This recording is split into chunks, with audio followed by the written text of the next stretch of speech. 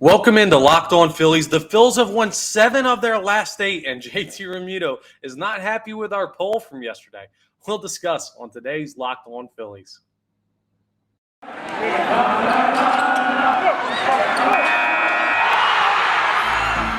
You are Locked On Phillies, your daily Philadelphia Phillies podcast. Part of the Locked On Podcast Network, your team every day.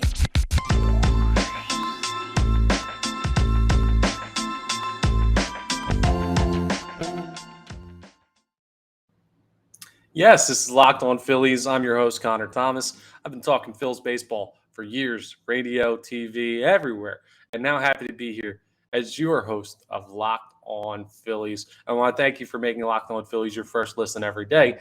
We're free and available wherever you get your podcasts. And what a stretch it's been for the Philadelphia Phillies lately. They come off that terrible West Coast road trip where they have trouble against the Arizona Diamondbacks. They lose 2 of 3 out there. They get swept by the San Francisco Giants. And now all they've done since, well, they've won 7 of their last 8 contests, including last night's win over the Miami Marlins. Kyle Gibson was great in last night's game, went 6 innings, only allowed 1 run, struck out 7. But hey, I mean, you should really only ever allow 1 or 2 runs against this Marlins lineup. They're not good.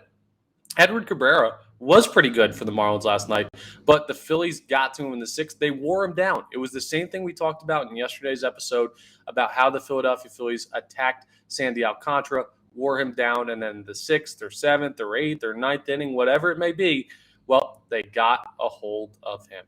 It was a great performance by the Philadelphia Phillies. Now, Bryce Harper went yard, which was awesome. It was his 100th home run as a Philly. It's only his 2nd home run since coming back off the injured list with his thumb injury. So he's been a little bit, I don't want to call it disappointing because he's never disappointing. And coming off of an injury, you can only expect so much from a player.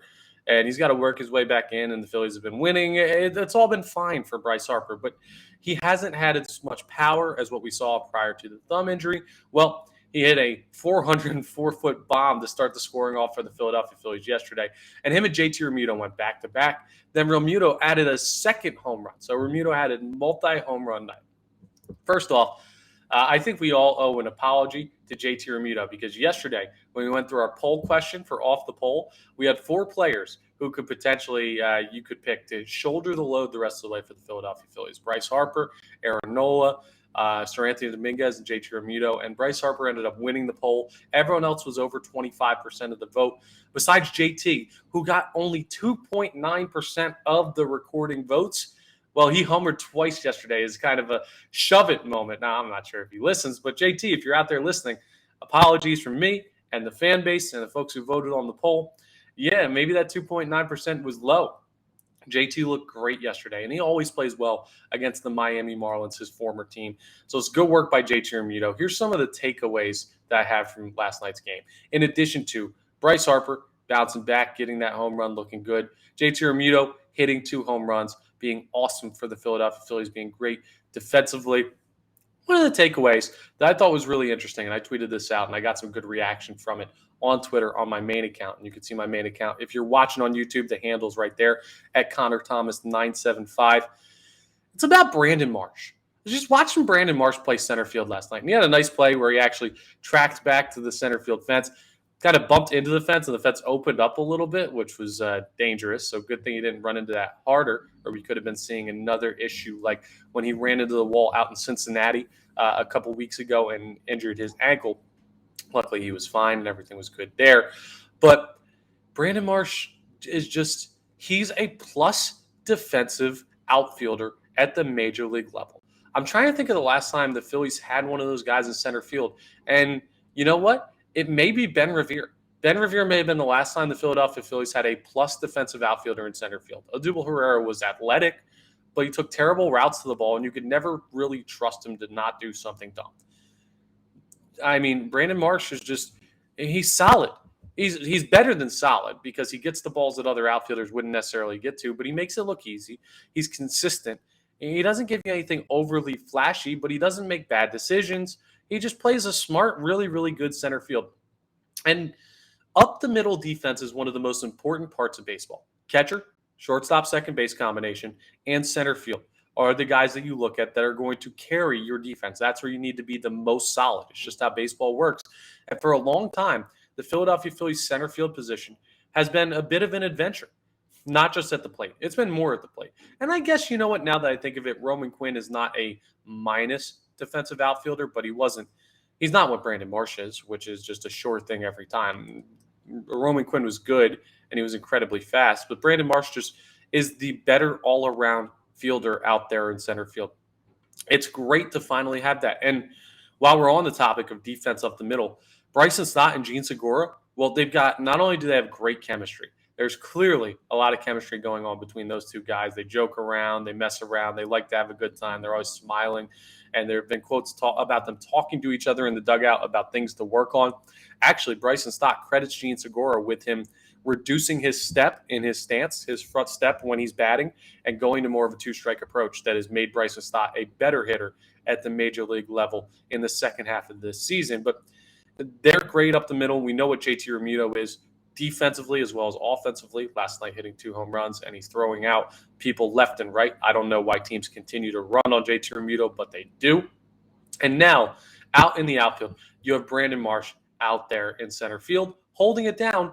It's a wonderful thing, and that's what good teams have, is consistency. Now, the Philadelphia Phillies are not only consistent in center field defensively, but they've been pretty consistent over this winning streak, or I guess this winning type of era. I don't know what to call it because they do have a loss in there, but 7 of their last 8 are wins. They have a chance to go for the sweep today against the Miami Marlins. And what's been consistent for the Philadelphia Phillies, I'll read you some of these scores in their past couple games while they've been on this winning trend, we'll call it. 1 run given up to the Marlins. 1 run given up to the Marlins. 5-5-3 to the Nationals in 3 games in a row. 5-3-2 to the Marlins, and that 5 run was a loss. But really, you look at it, the Phillies haven't given up more than 5 runs in a game. They've given up 5 runs 3 times, and then every other game was 3 runs or less. They've held the Marlins to 1 run in back-to-back games now. It's just – now 5 runs is not ideal. You don't want to give up 5 runs to the Nationals or the Marlins, but the Phillies' offense is good enough they can get away with it. The bottom line is there hasn't really been the blow-up game. Listen to some of the margins in the road trip where they were losing out on the West Coast. 5 runs to the Giants, 5 runs to the Giants, 13 runs to the Giants, 2 to the Diamondbacks, but then 12 and 13 to the Diamondbacks. We'll even go back further. 5 to the Pirates, 4 to the Pirates, 5 to the Cubs, 5 to the Reds, 6 to the Reds. Like, the Phillies, even though they have given up a couple games where they've given up 5 runs, they can win those games as long as you don't have implosions.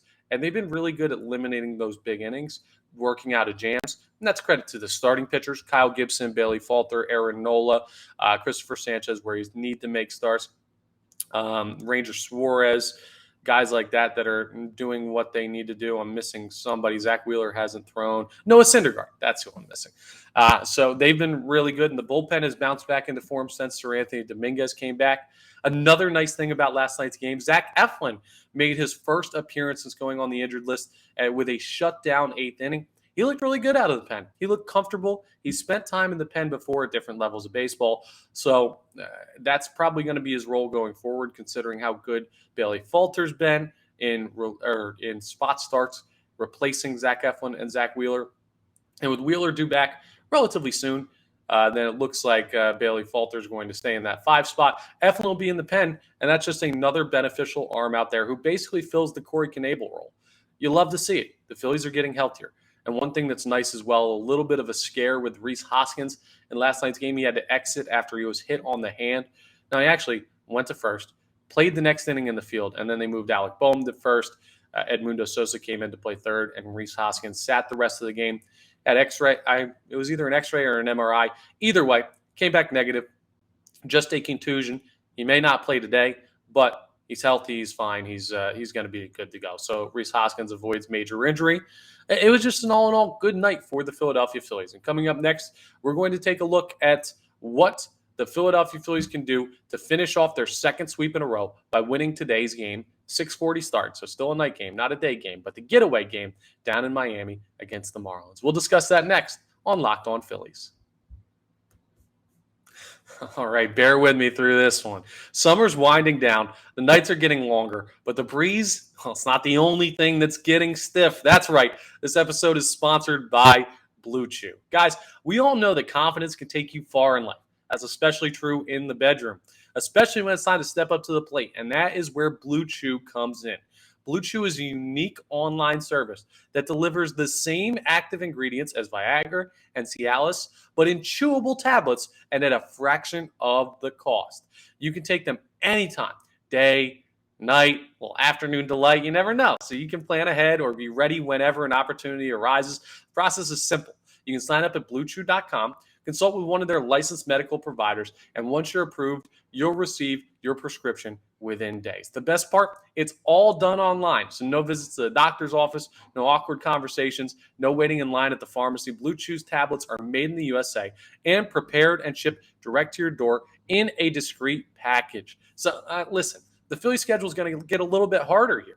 You don't want the Philly schedule to be the only thing getting a little bit harder. You got to check out what Blue Chew is able to do for you. Check out their tablets. They can help you out when you need it, and you can be ready anytime. So if you could benefit from extra confidence when it's time to perform, chew it and do it. And we got a special deal for our listeners. Try Blue Chew free when you use our promo code Locked On at checkout. Just pay $5 shipping. That's bluechew.com, promo code Locked On to receive your first month free. That's bluechew.com. Visit that for more details and important safety information. And we thank Blue Chew for sponsoring the podcast. Let's preview tonight's action between the Philadelphia Phillies and the Miami Marlins. Another 6:40 start down there in South Florida. And it's going to be another blue seat giveaway for the Miami Marlins. Now, that's what people call it when they see a stadium empty, because it looks like they gave away all those free seats to people and they were blocking people's view. No, it's going to be empty down there is what I'm trying to say. And it's going to be an interesting matchup for the Philadelphia Phillies. Before we go into it, I'll just tell you right off the bat, according to ESPN Analytics, the Phillies only have a 48.3% chance to win. The Marlins are the favored team, according to ESPN Analytics. Now, odds have the Phillies still at a minus 130 favorite on the money line. So a close game again. And another pitching matchup, this one that looks really, really tight. I'll read you through the numbers. Noah Syndergaard is going to start for the Phillies. Pablo Lopez will make the start for the Marlins. Syndergaard's 9-9. Lopez is 8-10. Syndergaard a 4.09 ERA. Lopez a 4.04 ERA. Syndergaard a 1.28 WHIP. Lopez a 1.24 WHIP. These guys are very, very close. The big difference is in 121 innings, Syndergaard has only struck out 87.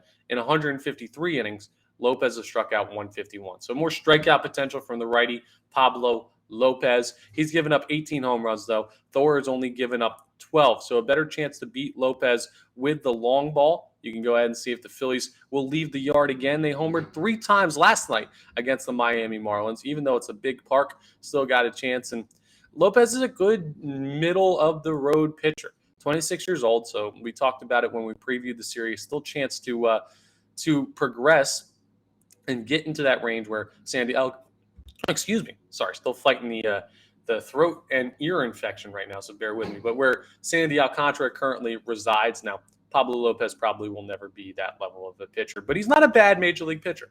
And Noah Syndergaard has been middle of the road lately. It comes down to the lineup. And we talked about it. The Phillies still have the more talented lineup. You've clearly seen that. And the Marlins have scored a total of 2 runs in this game, and they've lost 4 of their last 5, or in this series, I should say, and they've lost 4 of their last 5. Meanwhile, the Phillies have won all of their last 5 and have scored 8 total runs in the series. So for me, if I'm throwing my good, cold, hard American cash on this game, I'm betting on the Philadelphia Phillies, but it won't be easy. I'll tell you who I'm looking to step up in this game, and I'll give you a couple of guys. Brandon Marsh, I think, is going to have to step up offensively if he does indeed play. It's a getaway game, so I'm going to take a guess and say you probably see Garrett Stubbs behind the dish. But Rob Thompson has been really good with keeping players who are hot in the lineup. You saw it with Nick Maton getting the start against Sandy Alcantara earlier in this series, and he goes yard to help you win that game, or to basically win you that game. You saw it with Edmundo Sosa in the previous series with the Washington Nationals, keeping him on the field, continuing to start him, because he's been really, really hot at the dish and it paying dividends, him going yard twice in that series. So maybe Rob Thompson will say, yo, JT, you're hot. Do you want the day off, or do you want to get a chance to get more swings in? But I wouldn't be surprised to see Garrett Stubbs. And I think some of those bottom of the lineup lefties, Garrett Stubbs and Brandon Marsh, and maybe even if he ends up getting the start, but Nick Maton, you'll see the opportunity for those guys to make more of an impact on this series than they already have. But those are the guys I'm looking at to be really good. Noah Syndergaard, I just need another. He's kind of had a bunch of starts where it's just like you forget about him. I forgot about him when I was listing Philadelphia Phillies pitchers earlier because, he just kind of gives you middle of the road starts, finds a way to get the game to the bullpen within reach or with a slight lead, and then the bullpen shuts it down. I need another one of those starts tonight where you forget that Noah Syndergaard even started. Just a nondescript fifth starter start that takes care of business against a lineup that shouldn't have any ability to beat you down there in South Florida. The Marlins are tanking. They're falling apart. Their season's over. They know it. They're eliminated from playoff contention. They have no interest in being out there anymore. They want to get back on the beach down there in Miami and South Florida. And who are we to stop them? Let's beat them again. Let's have the Philadelphia Phillies take care of business and see what they can do down there. So a very winnable third game of the series, an opportunity for the second sweep in a row. And then after that, just taking a look at the schedule coming up and why it's important to win games when you can. Well, this is where the schedule gets a little bit difficult. After Miami, the road trip down there in Miami that they will conclude tonight at 6:40. Well, the Philadelphia Phillies, they're going to go on the road to Atlanta. Not a far trip from where they're at right now in Miami, but a tough team right now in the Atlanta Braves. Then they come home. They play the Toronto Blue Jays twice. They play the Atlanta Braves 4 more times, and then it's a road trip to end the year. So after this series, the schedule gets definitely tougher, significantly tougher. They play 2 teams and a total of 9 games between the two of them that are much better than any opponent that they've faced since they played the Mets back on August 19th, 20th, and 21st. Because the 49ers, the Giants, I'm in football mode right now. The Giants and Diamondbacks, even though the Phillies struggled, they're not as good as the Braves and the Blue Jays. So we'll learn a lot about the Phillies in the next couple of series. And it's important that they stack those wins against beatable teams while they can. This is another winnable game. Stack those wins and get into a series with the Atlanta Braves to get everything taken care of. And one thing to keep an eye on while I look at the schedule and have this on my mind, the listed starters for the Atlanta series are Suarez, Nola, Falter, and then Tuesday, September 20th versus the Toronto Blue Jays, there is no listed starter for the Philadelphia Phillies. Could that be Zach Wheeler's return? We will have to wait and see. But we'll focus on tonight's game, and hopefully the Phillies can eke out another win over the Miami Marlins and sweep their second series in a row. Now, coming up, we're going to do stepping off. We're going to step outside the lines of baseball, have a little bit of a fun side topic for you, and I'm going to discuss, we talked about it a little bit in possibilities earlier in the season on one of these episodes, but stepping off, there are some changes coming to Major League Baseball next year in 2023, and I absolutely love each and every one of them. I'll describe what the changes are and tell you how I feel about them as we wrap up Locked On Phillies. All right, it's time for stepping off. What stepping off is, it's like stepping off the rubber. We do it in the middle of the week, so Wednesday's episode, and we discuss, well, a topic that's baseball adjacent, but not inside the lines. It's not a recap. It's not a preview. It's not a what are the Phillies doing right now. No, it is a fun little side topic to give us a little bit of a break so we can catch our breath, and then we step back on the mound and get ready to deliver the next pitch. So it's a little midweek breather, if you will. And I call it stepping off because, of course, I pitched back when I played the game, so it's something that sounds more natural to me. And baseball, earlier this week, well, I guess it was the end of last week, well, they announced some sweeping changes to rules in 2023. There's some big stuff coming to the game, and I love each and every one of these changes. Let me talk you through the big 3 competitive changes that will be rule shifts for the 2023 season. And again, this is not affecting this year for this postseason, but it will be impacting 2023. The first is a pitch timer. So there's going to be a 30-second timer between batters, and between pitches, there's going to be a 15-second timer with the bases empty. If there's a base runner on, it'll be a 20-second timer, so 5 extra seconds. At last check, Pitcher timer had reduced the average time of games in minor league baseball, and I'm reading this off of an article from MLB.com. Good work by Anthony Castrovince, who covers baseball and some of these rule changes and has watched it in the minor leagues. The pitch timer had reduced the average time of games in minor league baseball by about 26 minutes. Now, it's also increased stolen base attempts, which is good for the Phillies because they have a great catcher. And it also is good for baseball because stolen bases are fun and it increases the potential to score runs. It also increases the speed of the game. It's a fun thing. So there's a bunch of other things where the pitcher has to begin his motion to deliver the pitch before the timer expires. If not, there's going to be an automatic ball. If the batter violates it, there's an automatic strike. So at-bats can be ended on this. I love it. The faster a game, the better. The pitchers need to work faster. I hate pitchers like Chris Bassett up in New York is a prime example of this. He takes forever to deliver a pitch. I hate it. It drives me absolutely insane as a former pitcher who like to get on the mound and deliver fast and go to work.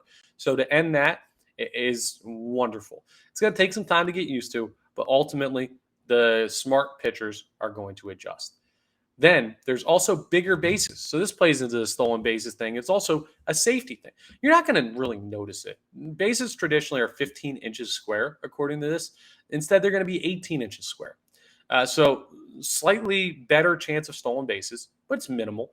It's also going to reduce the chances that players run into fielding players. So base runners will not run into fielders as often, which is nice because there's more base area. First base, there's going to be less of a chance that an ankle gets stepped on or there's a collision. There's also a better chance of sliding in and being safe. So it increases runs.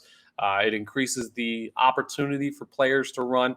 And it's more of a safety thing than anything. I love that. There's no issue. You're not even going to notice that the bases are a different size. It'll make a slight difference for the better. It definitely won't change for the worse. A minimal change, but a good one. And this is my favorite.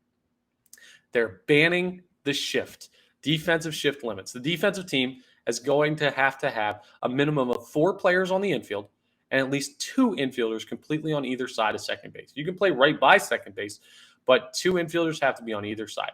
There's no 3-to-a-side shifting anymore. There's no playing a player in the outfield anymore. There's none of that. It's going to be great because I think what it's going to do is it's going to allow more runs to be scored, more offense to happen. Now, that fights against the whole speed of the game thing because more runs is a longer game. But with the pitch count, you're probably either going to break even or still have a faster game. And here's why this is great. It's like the defensive 3 seconds in basketball. You can't just camp guys where you know players are going to hit the ball. I know the argument is, well, back in the old days, players could hit the ball the opposite way and avoid the shift. Okay, I get it. That's how baseball used to be played. And in an ideal world, maybe you'd go back to that, but this isn't an ideal world. Unless you restrict teams from doing this, they're going to continue to shift, and players are going to continue to just try and hit the ball out of the ballpark, which they're able to do, but it's not as fun a baseball. There's been so many strikeouts. There have been so many pop-outs. Launch angle has overtaken the game, and while home runs are fun, it's taking away from the consistent 300 to 325 best hitters in baseball. Now the best hitters in baseball are like 280 to 300. And every once in a while, you'll see some greats go over 300. But I like hitting. I like runs, even as a former pitcher. And I think it makes for a more exciting, better product. So I'm happy with the banning of the shift. And I think pitchers should be as well. Because even though the shift helps you in certain instances, now you just kind of always know. Hey, if someone hits a bleeder to the left side of third base, someone's going to be there. There's no shift where no one's covering the bag. If someone smashes one up the middle, it's going to be a hit. Don't give up hard contact up the middle. If someone hits one directly to shortstop, there's no chance that the shortstop is now playing shallow right field. It's just a more consistent, more natural game that feeds back to how baseball is supposed to be played, in my opinion, and I love it. I think the shift should have been banned a long time ago, and I'm glad they're doing it now. So those are my thoughts on the new rule changes, and we'll see how it affects the Phillies and Major League Baseball going forward in 2023. The rest of this year, of course, will be played out as normal. And tonight's game will be played out as normal, hopefully with the Philadelphia Phillies winning. That's all my time for today's episode. So I want to thank you for making Locked On Phillies your first listen every day. Now make your second listen Locked On MLB. Paul Francis Sully, he does a great job over there on Locked On MLB. Covers baseball inside and out. the entire league, not just a specific team, and he gets the big storylines and everything you need to know about what's going on around baseball. So check out Sully's work over there on Locked On MLB. It's available on YouTube, wherever you get your podcasts, and on the Odyssey app. So check that all out. And I will talk to you next time on the next episode of Locked On Phillies.